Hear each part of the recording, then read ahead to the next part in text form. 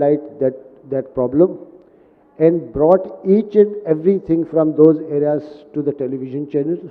And then you saw, if you recall it, national media also played a very good role.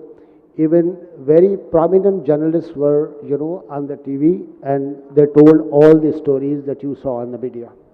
I think to great extent, media is playing its part, but the issue is there are many other problems also which should be, and I think must be addressed. For instance, media, when as a media person I am going on the field, and the reality, there is very different what I have been told by the authorities, by the governments.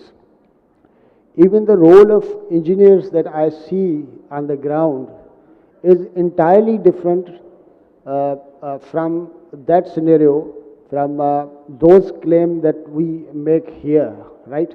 We talk about sustainability development goals, we talk about many other objectives. But the thing is, ground reality is that you go there, you will see, I don't know what kind of engineering is that. See housing sector, see market to, those roads, you see irrigation channels, each and everything. Now in this disaster, despite the fact each and everything is on the TV, and many of us, have forgotten whatever happened in Sindh and Balochistan and upper parts of Pakistan, even southern areas of southern Punjab. But recently I visited 4-5 districts. Believe me, most of areas are still underwater. Millions of people are still on the roads now at the moment. And not only relief that I'm talking about, but they don't have any, shelters. Very few people have these tents and something like that. And mostly people, what they are doing, they are just putting some cart over there and putting some plastic, cover over there, and they are there. Now winters are coming, and you just think about it. This is not 1,000, 2,000, 3,000 people. Thousands of families. So I think media should be doing more, but more than media, engineers should be doing much more, And let me tell you, if my engineering is not connected with the common people, then I think that engineering is not useful, is useless. If my project, right from building to a water channel, is not benefiting common people, I'm talking about common people. Yes, there are many projects which are benefiting, giving a lot of benefit to a certain section of people. So I think each and everything from engineering and development point of view should be centered to the people. If it's not centering the people, then I think this is not engineering. Another thing is, my objective being a relevant is something that is relevant to the people. So as I understand, if I put everything in a nutshell, it takes two hands basically to clap, and there is something pending on each side to make it, to make the society better aware. And when we talk about society, if I may ask Dr. Noman, being an expert of development and being also the UNESCO chairholder at the moment, I would like, sir, you to ask that when it comes to societal development, what key ingredients do we need to incorporate as far as the attitude of the people is concerned, whether it be land use or any other type of such difficulties that we are facing? And also, if you can briefly highlight what UNESCO chair regarding sustainable urban regions is all about. So please briefly, if you can highlight both things. Thank you, Farouk. First, I'll begin by a small brief about the UNESCO chair that is focused at sustainable urban regions.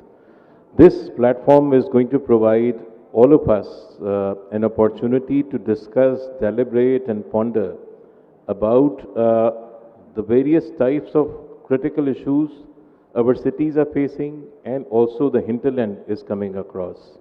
The presentations that we heard about a while ago were talking about a very complex process of urbanization that is impacting Pakistan. And if we go by the predictions that have been made, by 2030, this country will be half urban, meaning that 50% of the total population shall be residing in cities. Now, the question is that whether our cities are prepared for this humongous task, or whether we need to perhaps devise a strategy whereby the existing urban centers that exist across the length and breadth of this country, they will be able to withstand this incoming population.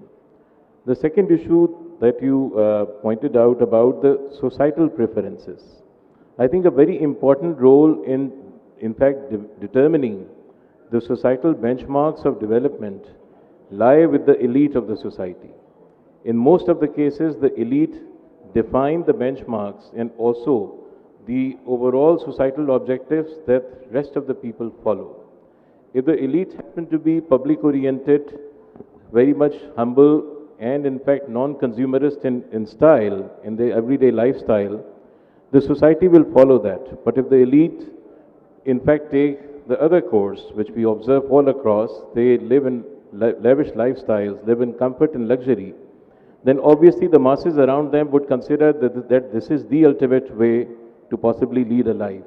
And this is where I believe the central question comes into play, that given the very finite carrying capacity of this planet and especially the territory that constitutes Pakistan, we need to see that whether the various types of common resources available will be able to sustain this lifestyle, the type of aspirations as populations, especially those with resources and control possess, or whether we have to reconsider and possibly reconstitute our priorities of everyday life and also communicate those priorities to the masses in order to take a break and in fact revert to austerity and revert to measures in which these resources are somehow allowed to sustain and last for longer stretch of time. Just consider the fact that the population of this country since its creation in 1947 has multiplied almost 600%. But obviously the resources have not multiplied to that scale. To feed and to provide the necessities of life to this very large population, which is now increasing at a much faster rate, will be a huge task. And for that, certain type of preferences and attitudes in society will become a prerequisite. Sustainability will not come by now as a choice, it should be a compulsion, because if we are going to be reckless about the resources that we have, that the nature has provided us or had provided us in plenty, if they deplete fast and at the same rate as we observe, then obviously this country will start experiencing challenges that it cannot deal with. The type of conflict resolution issues that are evolving in many locations across this country are an indication of that particular situation. So my submission would be that maybe those who are in charge of resources, in charge of various types of comforts and various types of privileges, I think they need to reconsider and set models that become replicable for the remaining part of the society to follow. And that's where a certain type of change in attitude and approach would become commonplace. Sir, pardon me to use a little bit of non-engineering language, but what I get from your talk, and generally I've been thinking as well, that as a humanity we were sustainable, then we went to become unsustainable, and then we have taken a U-turn to become sustainable again.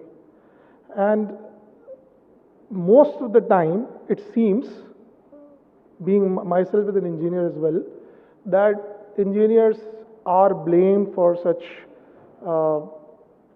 you can say, being less sustainable in terms of developing urban regions, developing societies. But is that really the case? If I ask Engineer Suhail Bashir, being, if I can quote unquote leaders of engineers, that is it really the case that engineers are the only one who are responsible, or what engineers can do better, or what they are doing wrong?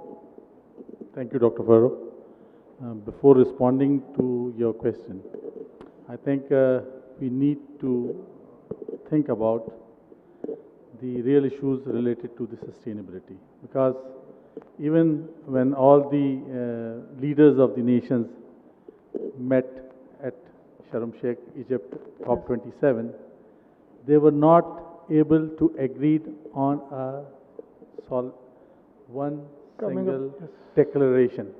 So it's a big, big thing, leaders. And secondly, sustainability. Let me coin one thing in this particular, before this August House. Do we take sustainability as a necessity?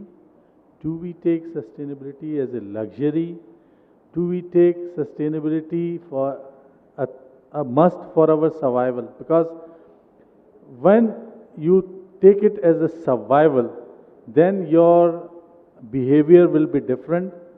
When you take it as a luxury, your behavior will be different, and as a necessity also behavior. Because at the time, when you take it as a survival, you will try to do everything possible to save yourself, to save the people around, to save the earth, to everybody. But if you take it as a luxury, so sometimes you are doing something in a sustainable manner, and most of the time you are doing things in an unsustainable manner. Secondly, the very important thing is that how this can be inculcated in the masses. Because we are talking sitting in Hotel Marriott, all distinguished people, but how this message can go down the line, that's important. Because whatever we want to achieve cannot be achieved unless and until we involve masses. And masses are the people. People are, a while ago when the person from the government of Punjab was making a presentation, so that person who was cleaning the road, he did his job, and that we look every day, everywhere. Even in Karachi, the same thing is that they collect all the garbage and then they put it on fire. Nobody, and we pass through that thing, legislation and all those things. So, coming back to the original issue, I think we need to develop some strategies to develop this particular message down the line to the masses, and I feel habits are developed at the school levels. I think this sustainable education part should be made at the education level, and that's what people are doing in developed countries. They are trying to develop this particular thing in the children from the early ages. So, all in all, if we want to achieve something, unless and until we don't involve masses, we don't educate the younger generation, we might not be able to achieve. And as I said, that even the leaders, because some leaders are forced by their constituents that if you agree to this agenda, this will make our cost more and our production will become non-competitive, because the other country, I would not name the country, but the other country is playing with the environment and everything and creating goods on a cheaper cost. So I think a compromise has to come globally to achieve this thing. Thank you. Thank you, sir. Government plays a key role, because at the end of the day, it's the government towards whom all the stakeholders look towards, and also when it comes to regulating such a need, because it's no more a choice, right? Having sustainable development is no more a choice, but it's a necessity now. So what do you think, Mr. Naveed Sheikh, and especially tell us the initiatives that I was going through all the SDG units efforts, but tell us yourself that how the government has been trying to regulate this and have been trying to come up with new initiatives in order to make sure that sustainable development's dream is achieved, specifically in case of Sindh and Pakistan as a whole. Thank you, sir. As the name suggests, that for Pakistan and probably for Sindh, the word development is more important, and we want to do that development in a sustainable fashion. So the situation is not very good in terms of Pakistan's ranking and in terms of Sindh's ranking in Pakistan. We are falling behind many important on many important indicators. For example, on SDG 4, we are behind. On SDG 3, on health, we are behind. We have a situation where poverty is not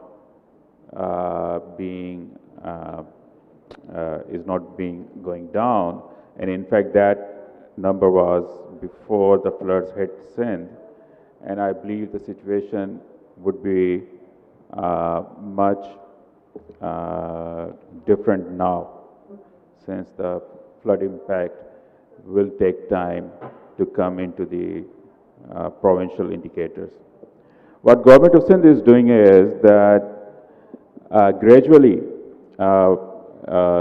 we started in 2016, and gradually what government has done is that government has shifted its annual development program to SDG targets and indicators. So out of 200 plus targets, there are almost 170 targets that are applicable to provincial government. So more than 300 billion rupees investment goes into different sectors where we have tried to convince the planning officers of different ministries to develop schemes that are aligned with the SDG targets. Now, this is not just a shift of language. This is not just semantics that we are after. What we want, what we believe in is that SDG not only talk about the individual goals, but it does provide a framework that can link development in different sectors into one big fist to eliminate this underdevelopment from rural and urban areas of Sindh. So situation is challenging. For example, if I take the example of education sector, there are various paradoxes that are impacting the sector. For example, at one hand we say that the total allocation to education sector is quite less, but on the other hand, 24% of provincial budget is allocated for education sector. So already government is giving high priority. I mean, education sector is the highest investment sector for government of Sindh. 24% of the budget goes for education sector. But where does it go? So 80% of the budget goes for salary. And what is the human resource? The human resource is almost 150,000 staff, teaching and non-teaching staff. How many children or students this staff can cater? And that is around 4.5 million children. The total eligible population for education sector is 14 million. So by investing 24% of the budget, and after investing 24% of the budget, it is very difficult to ask provincial government to invest more. Because of course there is the irrigation sector, there is a health sector, there are road sector, there are police and others where the rest of the money should go. So it means that opportunity for greater investment is quite limited. So unless the fiscal space improves, this allocation will continue to target 1/3 of the total eligible population under 25A of the Constitution of Pakistan. And this is just an example of one sector. The same goes for other sectors as well. For health, out-of-pocket expenditure is more than 65%. So people who are struggling with their daily lives, they are expected to invest in the health sector as well. So the trick is that how to do all this development while being sustainable as well. And earlier, one member talked about society-wide cooperation. And I guess this is very important. Unless private sector, unless academic institutions, and unless government and other civil society organizations, they come together, I guess achieving this task would become very difficult. And this forum, I would request universities and academia to focus how can we come up with practical solutions that can link public sector, private sector, academia and civil society for the cause of SDGs in Sindh. Thank you. Very well said, and I'll take it from what you said, how can we come up from practical. Just as an example, and it's not, I hope all of you have got these initiatives handout, and these are available in your folders, and if you haven't got a chance, please do take these from the registration desk. These highlight a lot of efforts, sir, Dr. Lodi. There are two questions from you. One, how can we make this one page? And the second is, tell us about the latest of how the academia have impacted when it comes to SDG in terms of human resource development and knowledge development as well. Specifically the latest achievement that have been granted. Sir. You see the difference? Everybody was asked one question, but I'm given opportunity to answer two questions.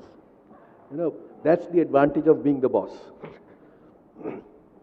And that is completely unsustainable. He has to change his lifestyle to become more sustainable. You know, and I've been listening to all the learned speakers, and one of the problems that I was having, and I don't know whether you were having or not, it may be because I'm getting old, the sound system in this hall is terrible. And sir, you and I are of the same age, so let's ask the younger people whether they can hear it or not. But you know, that is another question of sustainability. Whether the speakers are clear enough to engage the audience. And if they're not, then this event is not sustainable. The same thing goes with this. We have to understand what is sustainability, and sustainability is by no means engineering. Sustainability includes everything, whether it is the way you dress, the way you walk, the way you conduct yourself, the way you eat, the way you dispose of things, the way you treat your colleagues and friends, or any other thing that we have been talking about since earlier in the afternoon.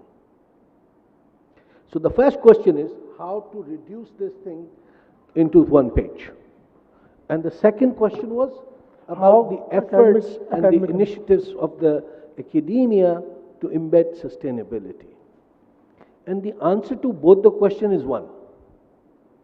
Build capacity to do things. Build capacity to innovate, to convert these three, actually there are 6 sheets of paper, if I count both the sides, into half a sheet. I'm sure it can be done, provided we have the capacity to reduce it to that level. Provided we have the vocabulary and the writing skills to communicate in the most precise manner, which I'm afraid we don't. So we have been talking about these 17 SDGs, which are very, very important.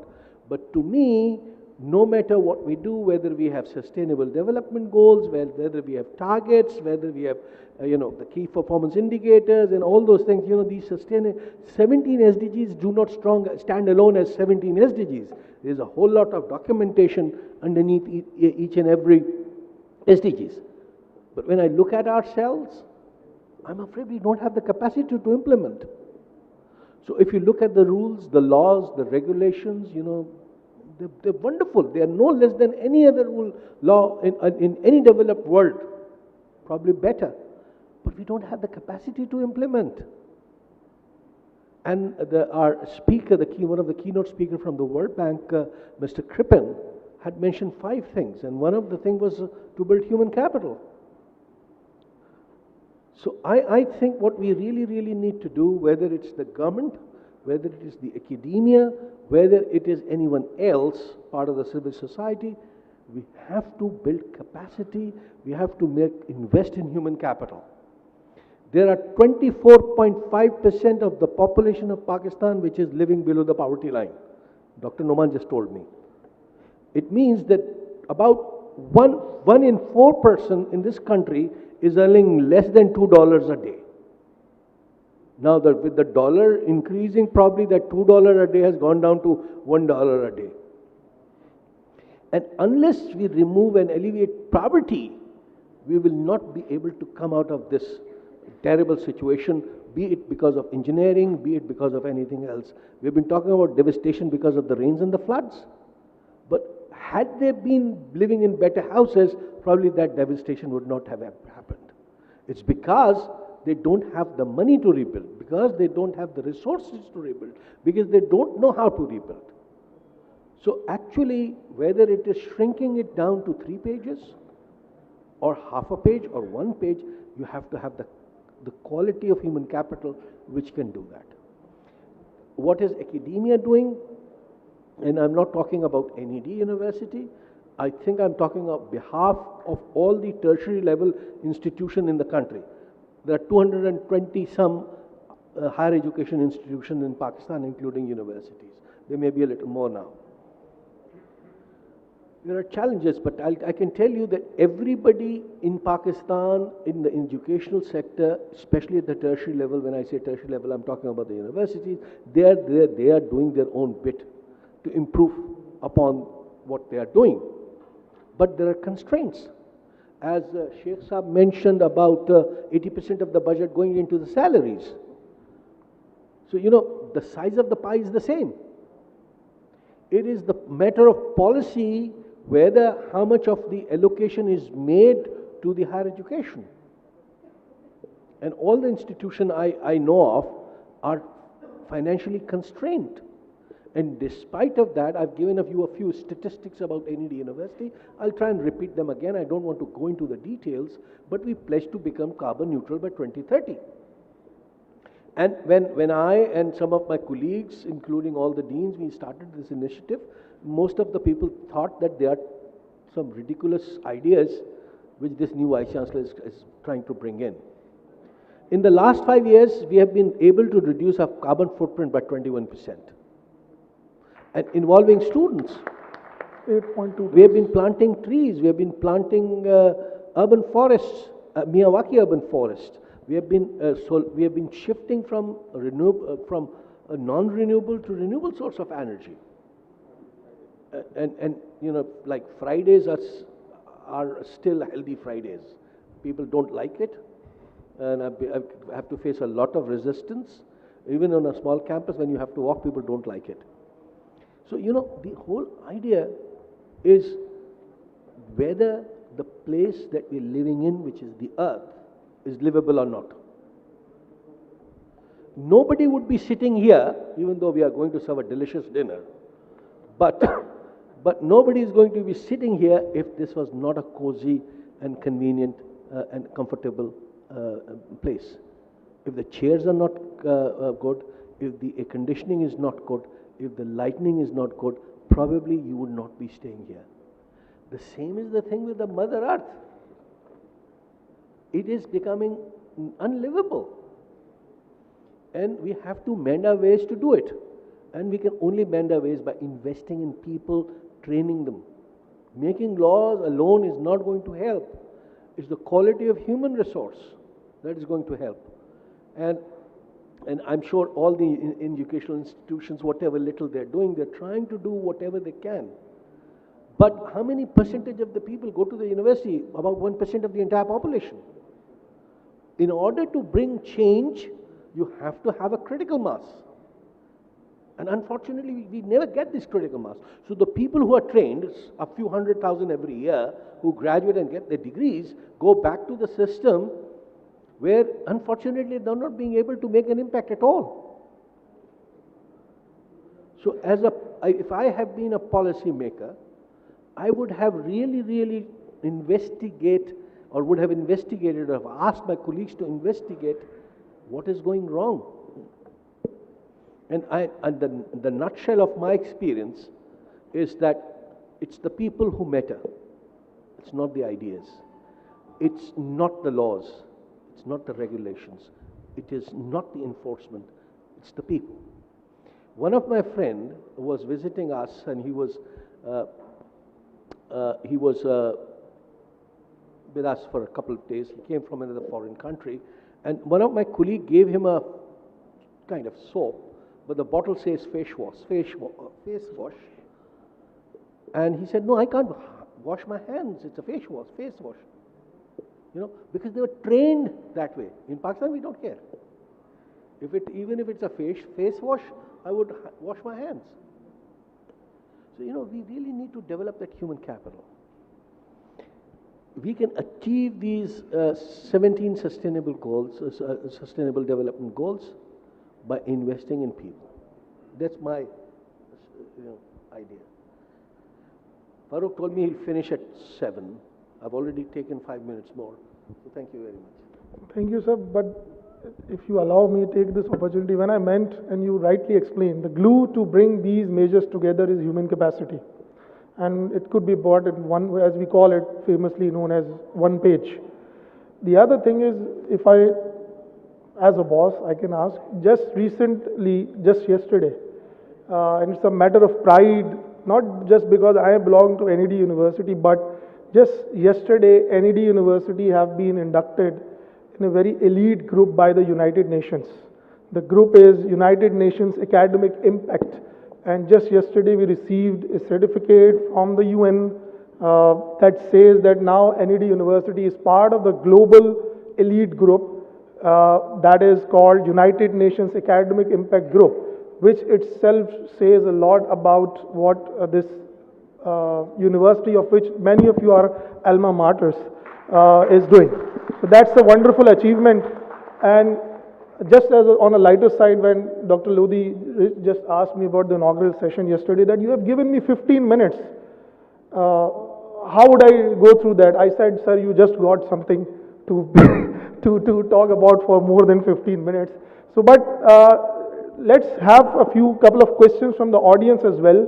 Of course, we have been talking about these many things. You would also have a number of ideas. So please raise your hand. Dr. Shamsoon will come to you, and please introduce yourself and have a short questions from any one of our panelists, or in general. We would have 2-3 questions. Please, if you want to ask anything. Sir.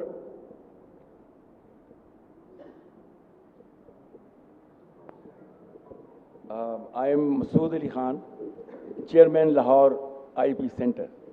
I was not prepared for a speech here, but the subject is so interesting and the speakers were so highly qualified that I got impressed, and I wanted to say one thing, that I have been listening to all speeches, but nobody thought what the founders of Pakistan said about sustainability development. I beg to inform you, sir, that Allama Iqbal, the Mufakkir Pakistan, the Shair Pakistan, advised us for sustainable development when he says, Naqsh hai samna tamam, khune jigar ke bagair, नगमा है सौदाए खाम, खूने जिगर के बगैर. और कहीं वो कहते हैं, मैं नजर आते हैं, खूने रगे मैमार की गर्मी से है तामीर, मैं खानाए हाफिज हो के बुतखाना बैजाद. लेकिन सर, वो एक बात को इम्प्रेस करना चाहते हैं, नक्श है वो सन्ना तमाम. कौन से? अव्वलो आखिर फना, अव्वलो आखिर फना, जाहिर बातिन फना, नक्श कौनों के नौ मंजिल सब आखिर फना. हाँ मगर वो नक्श हैं, हाँ मगर वो नक्श हैं, रंग सबाते दवाम, जिसको किया हो किसी मर्द खुदा ने तमाम.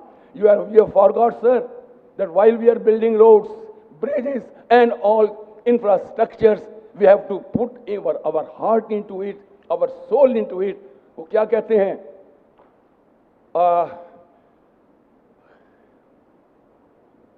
अफकार ताज़ा से है जहान ताज़ा की नमूद, कि संगो खिश्ते होते नहीं जहां पैदा. आप पत्थर और गारे से, सीमेंट से, कहते सीमेंट का गुबार फजा खराब कर रहा है, इन्वायरमेंट खराब कर रहा है। ये भूल जाते हैं कि हमारी आइडियोलॉजी जिसको हमने इग्नोर कर दी वो फजा खराब कर रही है, वो सस्टेनेबल डेवलपमेंट नहीं होने दे रही, कि हम भूल जाते हैं कि हमारी मंजिल क्या है। हमारे बड़ों ने हमें क्या सिखाया था? अल्लामा ने यह भी कहा था कि वलवला ताज़ा दिया मैंने दिलों को, लाहौर से था खाके बुखारा व समरकंद। लेकिन मुझे उस देश में पैदा किया तूने जिस देश के बंदे हैं गुलामी पे रजामंद। हम गुलामी पे रजामंद हैं कि हम आश्टो फॉलो करते हैं, हम गुलामी पे रजामंद हैं कि हम बीसीसी बी क्या कहते हैं जी, ब्रिटिश स्टैंडर्ड बीएस पे फॉलो करते हैं। अरे हमें पाकिस्तान के स्टैंडर्ड भी तो बनाने चाहिए थे इन 75 ईयर्स। अगर हम अपने स्टैंडर्ड बनाते, हमें पता होता कि कराची के क्या प्रॉब्लम है, यहाँ कितनी नमी है हवा में, यहाँ कितना टेम्परेचर है, लाहौर में क्या है, पेशावर में क्या है। हमने आश्टो को फॉलो कर लिया और उसी फार्मूले से डिज़ाइन किए जाते हैं हर जगह। हमने बीएसएस को फॉलो कर लिया और वही फॉलो कर जाते हैं। तो जनाब टाइम बहुत मैंने ले लिया, ये तो एक स्पीच मैंने कर डाली, सवाल नहीं किया, लेकिन मुझे कोई जवाब दे प्रोफेसर साहब आप दें। आपकी बात मैंने बड़ी तवज्जो से सुनी कि आप उस्ताद मोहतरम हैं और आपने लेक्चर भी ऐसा ही दिया जैसे हम सब स्टूडेंट्स हैं और आप प्रोफेसर हैं। आप बताएं आपने लामा को क्यों इग्नोर कर दिया? Thank you very much. साहब मैंने तो क्लासरूम बनाया, आपने तो अदालत बना दी। मैं वकील नहीं हूं, जवाब नहीं दे सकूंगा। Sir, any other question from the audience? Sir.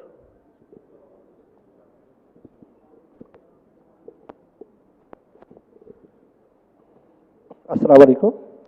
I am Dr. Raza Ali Khan, and my question actually from the Dr. Noman. Sir, in your opinion, what aspect of our societies are not sustainable, and what should we do to transform them?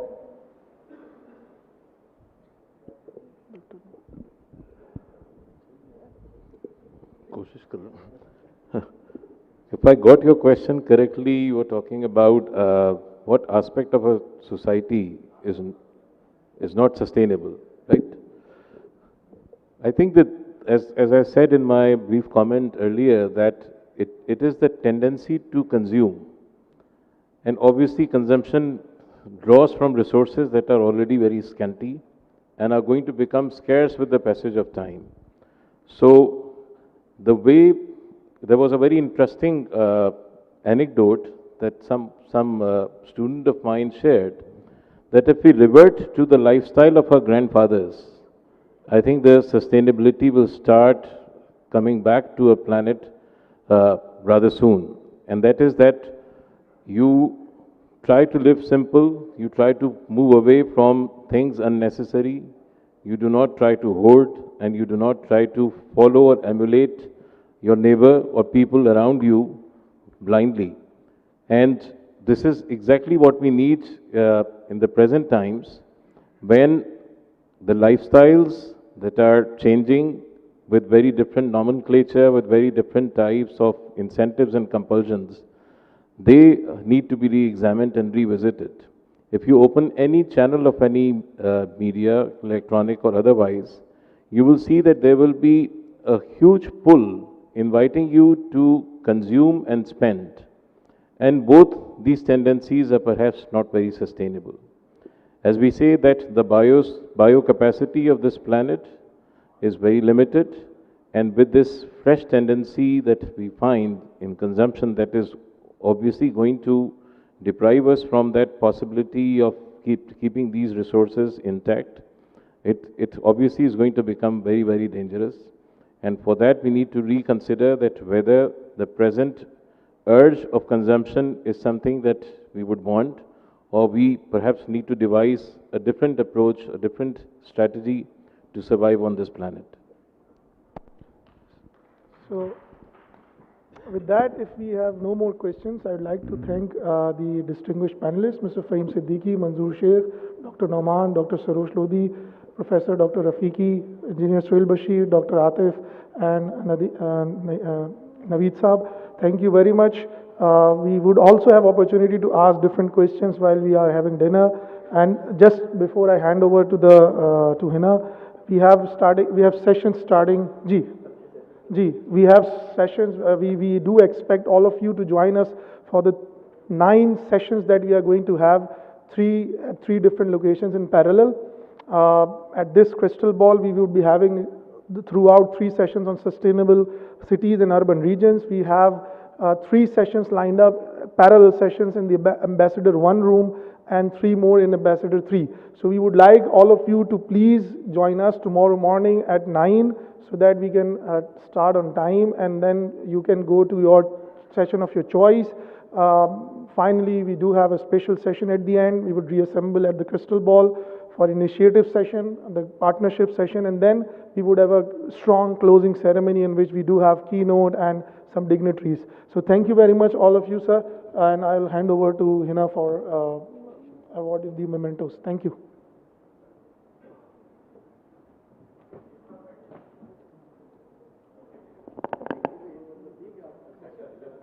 Thank you, sir. I would now request the Honorable Vice Chancellor, NET University of Engineering and Technology, Dr. Saroj Hashmat Lodi, the Conference Chair, along with Engineer Suhail Bashir, Conference Co-Chair, and the Chairman, Institute of Pakistan Engineers Pakistan, Karachi Center, to please come forward for the presentation of the sustainability gifts to our esteemed speakers. I would request the moderator, Dr. Farooq Arif, to also please join in the presentation of the sustainability gifts to our panelists. I would request Professor Dr. Sahabzada Farooq Ahmad Rafiqi, Professor Emeritus, NED University of Engineering and Technology, and ex-chairman IEP Karachi Center, to please come forward to receive the sustainability gift, which includes a sustainable indoor planter, along with a bag produced by the NED University of Engineering and Technology from recycled wrappers of potato chips and the conference material made with recycled paper. I would now request Mr. Fahim Iqbal Siddiqui, CEO of Fahim Nanji and D'Souza Private Limited, to please receive the sustainability gift that includes a bag produced by NED University from recycled wrappers of potato chips and an indoor plant made with sustainable material. I would now request Professor Dr. Atif Mustafa, Chairman, Environment Engineering Department, to please come forward to receive the sustainability gift that includes a sustainable indoor plant and a wrapper, that is, and a bag produced by the wrappers of potato chips. I would now request Mr. Naveed Sheikh, Project Manager, Sindh SDG Unit, UNDP, to please come forward to receive his sustainability gift that includes a sustainable plant and a bag produced by NED University. I would now request Mr. Manzoor Sheikh, Senior Journalist, to please come forward to receive the sustainability gift produced by the NED University of Engineering and Technology with wrappers of potato chips and an indoor plant made with sustainable material. I would now request Dr. Farooq Arif to please come forward to receive his sustainability gift, which includes an indoor plant made with sustainable material and a bag that was produced by NED University of Engineering and Technology with wrappers of recycled potato chips. Thank you, sir. Thank you, everyone. Ladies and gentlemen, this brings us to the end of day 1 of the International Conference on Sustainable Engineering and Development 2022. We will now have our conference dinner. Our honorable guests are requested to move towards the dinner area. Thank you, everyone.